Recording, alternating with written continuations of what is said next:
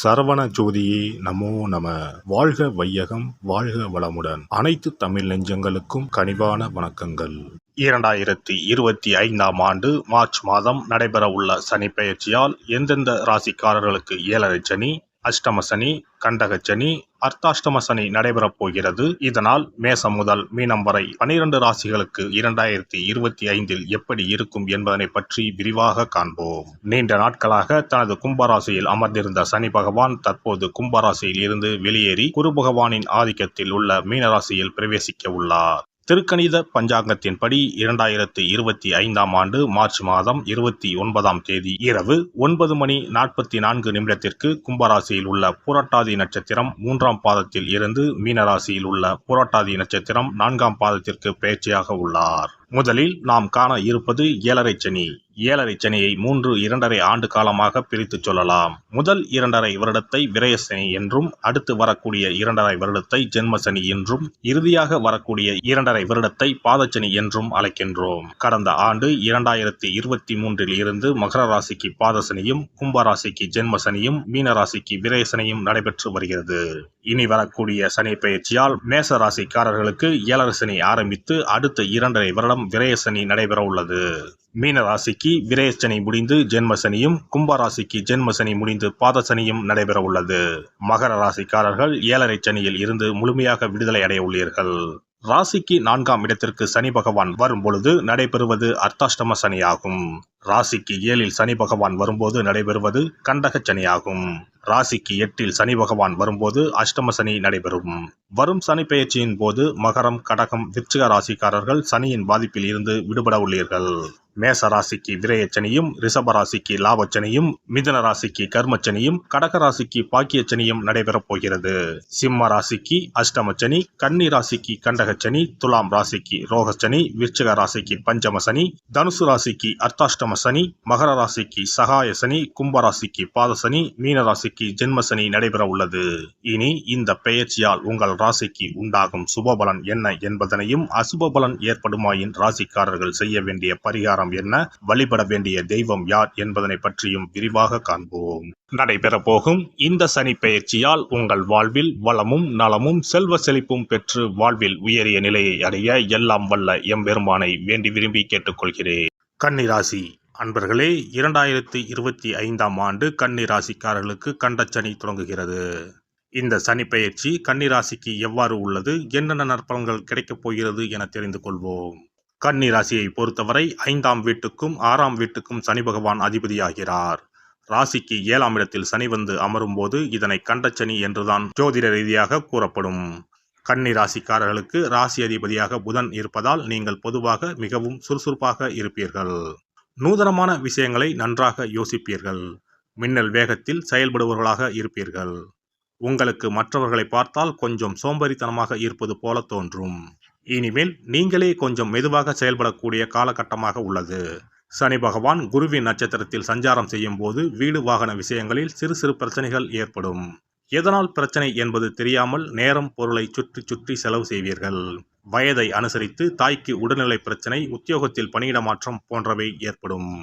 கன்னி ராசிக்காரர்களுக்கு காதல் கைகூடும். வேலை மாற்றம் உள்ளிட்ட பல்வேறு சூப்பர் மாற்றங்களை இந்த ஆண்டு தரப்போகிறது. வாழ்க்கை துணைக்கு வெளிநாடு செல்லும் வாய்ப்புகள் கிடைக்கும். புதிய வேலை, புதிய வியாபாரம் தொடங்குவீர்கள். வருமானம் விருத்தியாகும். அலைச்சல் அதிகரிக்கும், ஆனால் அதற்கான பலன்கள் அதிகமாக கிடைக்கும். கடல் கடந்து போகக்கூடிய வாய்ப்புகள் ஏற்படும். சனி பகவான் உத்திரட்டாதி நட்சத்திரத்தில் சஞ்சாரம் செய்யும் போது உங்களுடைய குழந்தைகள் சம்பந்தப்பட்ட விஷயங்கள், பூர்வீகம் சம்பந்தப்பட்ட விஷயங்களில் கவனமாக இருக்க வேண்டும். கடன் ஏதாவது வாங்கினால் அதன் மூலம் பயனுள்ளதா என்று யோசிக்க வேண்டும். வியாபார கூட்டாளிகள் கடைசி நேரத்தில் முதலீடு இல்லை என்று கூறும் நிலை ஏற்படும்.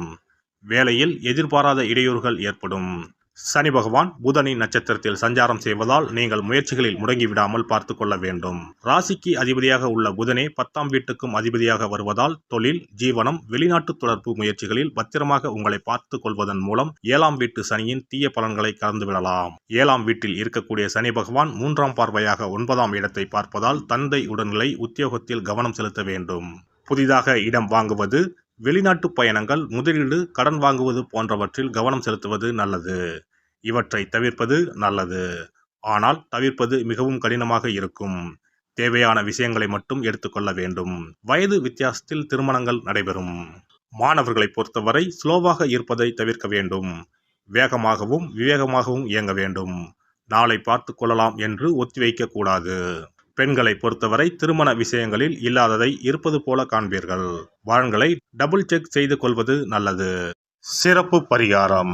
நவ கிரகங்களில் சனி பகவான் நீதி தவறாதவர். அவரவர் கர்ம வினைகளுக்கு உரிய பலனை தவறாமல் வழங்குபவர். பொதுவாக சனி பெயர்ச்சி என்றாலே எல்லோரும் பயப்படுவார்கள். அப்படி பயப்பட வேண்டிய அவசியமே இல்லை. சனி பகவானால் பாதிப்புகள் ஏற்படும் பட்சத்தில் பாதிப்பில் இருந்து விடுபட பல எளிய பரிகாரங்கள் உள்ளன. ஒரு கைப்பிடி பச்சரிசியை எடுத்துக்கொண்டு அதை நன்றாக பொடி செய்து கொள்ள வேண்டும். பிறகு சூரியனை வழிபட வேண்டும். சூரியனை வழிபட்ட பிறகு குளக்கரையிலோ மரத்தின் அடியிலோ உள்ள விநாயகரை 3 முறை வலம் வந்து வழிபட்டு விட்டு பொடி செய்த பச்சரிசி மாவை தரையில் போட வேண்டும். அப்படி போடும் மாவை எறும்புகள் எடுத்துச் செல்லும். குறிப்பாக வன்னி மரத்தின் அடியில் இருக்கும் விநாயகரை வலம் வருவது மிகவும் விசேஷம்.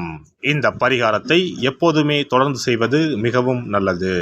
ஒருவருக்கு சனி தசை வந்துவிட்டால் அவருக்கு சந்தேக புத்தி வந்துவிடுகிறது. யார் சொல்வதையும் ஏற்றுக்கொள்ள மாட்டார்கள். குறிப்பாக அஷ்டமத்து சனி மிகவும் கஷ்டப்படுத்திவிடும்.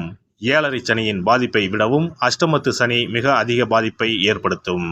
அஷ்டம சனி நடப்பவர்கள் சனியினால் ஏற்படக்கூடிய பாதிப்புகளில் இருந்து விடுபட பின்கூறும் நியதிகளை கடைபிடித்தால் பாதிப்புகளின் தாக்கத்தில் இருந்து விடுபடலாம்.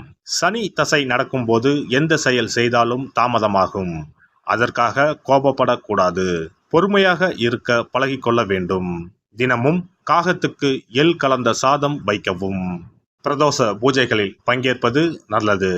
சனிக்கிழமை தோறும் சனி பகவானுக்கு இரும்பு அகல் விளக்கில் நல்லெண்ணெயில் தீபம் ஏற்றி வழிபடவும். கருங்குவளை மலர்களால் சனி பகவானுக்கு அர்ச்சனை செய்து வரலாம். வன்னி மர இலைகளை மாலைகளாக தொடுத்து சிவபெருமானுக்கு சனிக்கிழமை தோறும் சாற்றி வணங்கி வழிபடவும். சனிக்கிழமை அன்று அசைவ உணவு கண்டிப்பாக சாப்பிடக்கூடாது. சனிக்கிழமை தோறும் நல்லெண்ணெய் குளியல் செய்தால் கெடுதல் குறையும். விநாயகர் வழிபாடு செய்யலாம். அனுமன் வழிபாடு சனி பகவானின் தொல்லைகளை குறைக்கும். ஞாயிற்றுக்கிழமை மாலை ராகு கால வேளையில் கால பைரவரை வணங்கி வரலாம். தேய்பிறை அஷ்டமி நாளில் கால பைரவரை வணங்கி வருவது நன்மை தரும். ஏழை மாணவர்களின் படிப்பு செலவுக்கு உதவலாம். சனி பிரதோஷ வழிபாடு செய்வது சிறப்பு. அன்னதானத்துக்கு உதவி செய்யலாம். சித்தர்களின் பீடங்கள் ஜீவ சமாதி பீடங்களுக்கு சென்று வணங்கி வழிபடலாம். வன்னி மரத்தை சுற்றி வந்து வணங்க வேண்டும். இதனால் சனி பகவானின் கொடுமையான பாதிப்புகள் விலகிவிடும். பிரதோஷ காலத்தில் சிவபெருமானுக்கு வில்வ இலை கொடுத்து வணங்க வேண்டும். தினமும் ராமநாமம் ஜபித்து வந்தால் சனி பகவானின் தொல்லையிலிருந்து தப்பிக்கலாம். கால்கள் இல்லாமல் நடக்க இயலாதவர்களுக்கு இயன்ற உதவியை செய்யலாம். இந்த வழிமுறைகளை முறையாக கடைபிடித்து சனியினால் ஏற்படக்கூடிய பாதிப்புகளின் தாக்கத்தில் இருந்து விடுபடலாம். எல்லாம் வல்ல இறையருளால் நீங்களும் உங்கள் அன்பு குடும்பமும் உடல் நலம், நீலாயுள், நிறை செல்வம், உயர் புகழ், மெய்ஞானம் ஓங்கி வாழ்க வளமுடன். இந்த வீடியோ பதிவு உங்களுக்கு பிடித்திருந்தால் லைக் பண்ணுங்க, கமெண்ட் பண்ணுங்க, ஷேர் பண்ணுங்க. மறக்காம சப்ஸ்கிரைப் பண்ணுங்க. பக்கத்துல இருக்கிற பெல் பட்டனை கிளிக் பண்ணுங்க. நன்றி, வணக்கம். ஓம் நமச்சிவாய. சிவாய நம.